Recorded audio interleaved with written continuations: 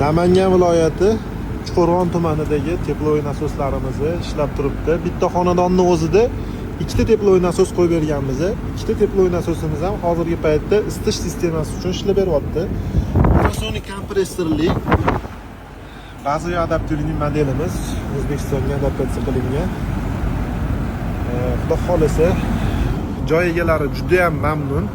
Ishlab berishidan, tok rasxotidan, bemalol uyligini isitayotgandan juda ham mamnunlar. Videoga tushashimiz ham keyingi safar deb aytdilar.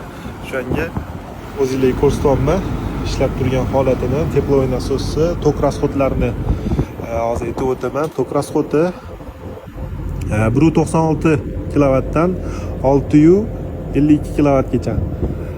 Teplovoy nasosi, tok rasxoti Yevropa standartlariga to'g'ri keladi. Bazaviy adapterli model. Bizga obuna bo'linglar, bizani kuzatishda davom etinglar.